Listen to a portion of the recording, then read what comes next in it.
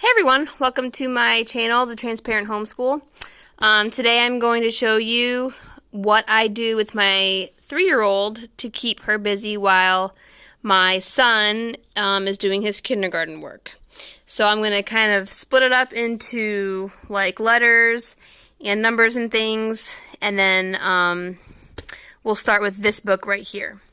So she likes to do schoolwork with us. I think it makes her feel just included in like school time and things like that.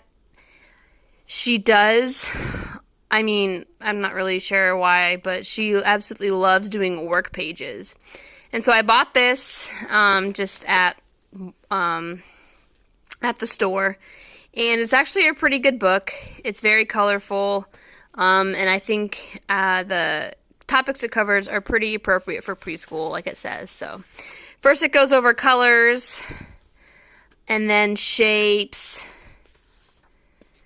We skipped the pattern section. She was just really not understanding it, so I didn't want to push it, and so we just skipped it altogether. And then it comes and starts right in with letters. And so it goes through all of the letters, and then you have different activities. Usually 4 pages per letter, so E, and then 3 activities. I don't know, she just loved doing this book, and it was really fun to watch her just go through it. So then at the end of the letters comes numbers, and it goes 0 to 10, I believe. And then at the end of the numbers, it starts going into different like concepts. So then you do practice handwriting, but it goes into kind of like early edition, which she didn't really get, but like different and the same. And then like matching, which one doesn't belong. We're almost done with this book, and I'm kind of sad about it because, again, she really enjoyed doing it. And she'll sit there and do like 3 or 4 pages of this while he's doing his phonics work. Next, handwriting. Again, I just picked this up at the store, and I write down what I want her to do that day. We only do it twice a week. But it's proved pretty effective as far as like practicing her name and things. I'll do different things. I've done like the full alphabet in capital letters. I'll do numbers, and then we'll just practice each letter. And then I do her name a lot. We have done lowercase letters and numbers. So that's kind of where we are right now, is the lowercase letters. But again, she really likes this at the same time that my son is doing his handwriting. And so again, it just makes her feel like super like in the mix of things with us. I'll start in with phonics. This is kind of her favorite thing right now. This is just a metal lunchbox, and I just filled it with magnetic letters and numbers, and she absolutely loves just sitting there and making different, like, just different things with them. They're not words all the time. Sometimes she just sees how many magnets she can fit on, like, a thing at once. But it is just that exposure to, like, letters and numbers and the difference between, like, capital letters and lowercase letters. And so she is super into this right now. And she'll usually choose to do this when she's done with her workbook pages. I also have a few of these alphabet bingo sheets. And then I have just like a little tub of buttons that she can follow along with. She does a really good job at these. Sometimes I'll say like, find W. Or sometimes I will say, find the letter that says, or that has the sound like or and that way it gets her to think about the sounds of the letters. So that's a really fun activity that we do, and sometimes my son joins in because he doesn't want to miss out on the fun. Next, I have these, I bought a while ago kind of a collection pack of like Leapfrog DVDs, And this came with one of them. It's just a deck of alphabet cards. And so these are all capitals on this side. And then I went ahead and I had a bunch of leftover manila envelopes. Or not envelopes, but like file folders, I guess. And I made these little cards with like lowercase on one side and capital on the other. And then like I'll put these around the room, and she has to match the capital letters with the lowercase letters. And she likes doing that too. Again, these are basically just activities to keep her busy, but they do also serve as kind of her learning as well. And they're quite independent because she does know them. She does know her letters, so it's not like I'm always there with her. This is something I just started doing recently because we started to really focus on lowercase letters. I'll just put, this is just a piece of construction paper, and I'll have her draw lines to the capital and the lowercase letters matching them. I also am a very large fan of the Usborne Wipe and Clean books. I utilize these a lot for my son as well. So for the like phonics, we do first letters. Oh, I have 2 first letters.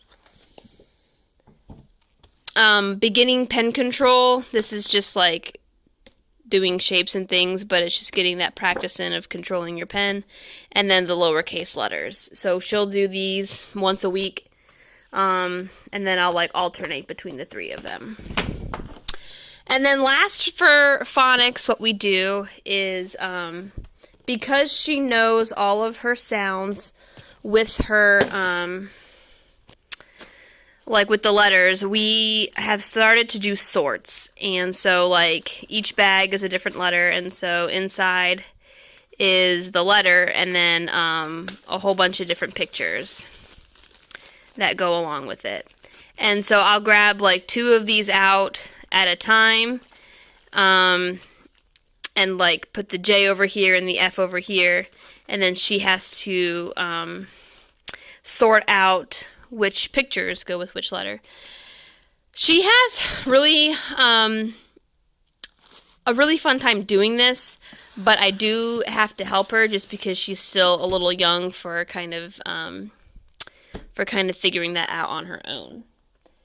Okay, so now we're going to switch gears to math. So I'm going to put away the phonics stuff and get my math stuff out. Okay, so with math, I have a very large basket of just these cubes. And sometimes she likes putting them together just for fun, and that is a good thing too that I have her do, just to kind of keep her busy. But then also for her activities, I'll lay out these color cards that I made and laminated, and then she has, I'll put the timer on for like 5 minutes, and she has to sort as many as she can at one time. And then at the end, we'll go through and we'll count like how many of each color she has. And then we'll talk about like which color has the most or which color has the least. Are there any ties? And so she really likes doing that. And then again, at the end of like one of these activities, she gets to build whatever she wants with the cubes. Again, the Usborne Wipe and Clean books. This is the 1, 2, 3 book. If you have a young one that you need to keep busy, oh my goodness, I so strongly recommend these. They're so great. And they wipe off pretty much everything with like a wet wipe or a magic eraser. Really does the trick. She decided to draw on this with crayon once, and the magic eraser just got it right off. So I have her do these again about once a week, and she really seems to enjoy those. Next, I have a few different pieces of paper. I focus on 1 through 6 right now. And so with this, there's a few different things I do with these. There's like ladybugs, and then I printed out one with flowers. And I have just a little jar here of like the puff balls for like crafting, And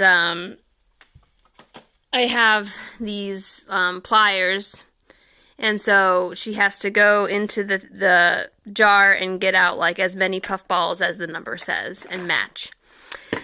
This is a good activity for her because one, it's just, again, reinforcing that like one-to-one counting and matching numbers, and then also it gets her to work on her fine motor skills. She usually gives up just because she gets frustrated with these, but it's something that I do have her practice quite regularly. And then I have her use the buttons again. And then I made these number cards. I have 2 sets here. These are like the patterns on the die. So she's starting to learn not necessarily like the number recognition like these cards. This is what we started with. Just little pieces of paper with the numbers on them. And then now we transitioned into kind of recognizing the different ways to make those numbers. And I have this really cute monster sheet, and she'll pick up a card, like number 3, and then she'll get a button, and then have to find number 3, and she covers all of the numbers. So that's, again, something I have kind of built her up to. We started with the numbers, and then she was just matching the numbers, and now she has to figure out which of the die numbers it is. Next, I have, I do these very, very often. They're just big kind of blocks of squares with the different numbers on it. And then I have a little box here of like all of these dot markers. So she gets to pick out the color that she wants, and then she puts how many dots in each box. Again, this is something she really enjoys doing. And she's actually gotten a lot better at it. Before, she would just start like pounding like crazy, but now she actually takes the time to make sure that she has the correct amount in each one. And then also, I kind of do the same thing with stickers. And so, again, as you can see, we are doing the die numbers, and she'll have to, one fell off here, but she has to count out like stickers, like 1 sticker, 2 stickers. And so that was really fun. We use all kinds of stickers. She usually picks which kind she uses. And then I have this box here is full of like cards, I guess. And so these are cards, again, that I made from those folders, and they just have the name and then like the Spanish, but like how many of each. And so again, we're focusing on 1 through 6. And so I have those here, and then I'll put them out. And I use these with a lot of different things. I also have these 10 frames. And, I mean, they go through a lot. But we, again, focus on 1 through 6. And I'll have her match the numbers to the 10 frame. And then also, sometimes I'll have her use the puff balls to show me in her, like, have her count out how many this is. So we do that a lot. And then I made these just from graph paper. It was extra that I had. They're just the numbers 1 through 10. And I'll have them around the room. And on a rainy day, goodness, I will have them hop to the number that I say, or I draw on the board. My son loves doing this too. They can roll to it. They can, again, jump, hop, run, walk, whatever activity they choose. That's what I have them do with these. These are pattern cards. I use these with my son, so it's not really something that she uses, but she likes to kind of just take them out and pretend that she's doing the patterns. So that's mostly that. I do have one more activity that I am going to show you. It does require some assembly, so I'm going to assemble that real quick, and then I'll be right back to talk about it. So this is one of the last activities I have her do with math. And this, again, is just a matching game. I have these really fun Dory cards, and we use these a lot, but I do also have just a regular bicycle deck. in the box too that I do this with. But again, I lay this out in front of her, and then I only use the ace through the 10, and then these are the other cards. And then she has to, like, pick it up and then match, you know, which ones go where. And this, I will say, takes a good chunk of time. I think she gets distracted just by all the pictures and stuff, so that's why I sometimes use the bicycle cards. But she really likes it, and at the end she gets to, like, smash them all together, make a huge pile.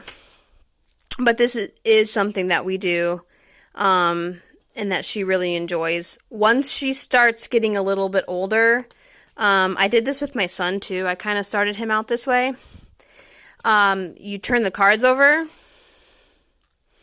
and like you mix and match where things are, and then when you start, you like flip over a card, and then like that obviously doesn't go there, and so you have to remember, like, 1, 2, 3, 4, 5 is on top, and then 6, 7, 8, 9, 10 are on the bottom, so 9 goes here, and so this is 2, and then, like, you just put them in the right spots.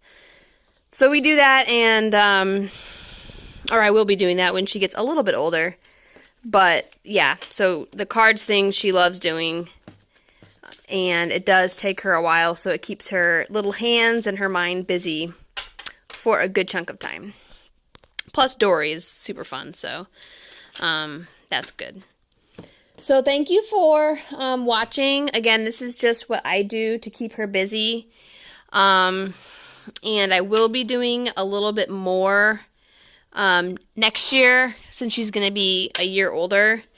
And I will do a video when I get all of the things that I'm choosing to do with her together.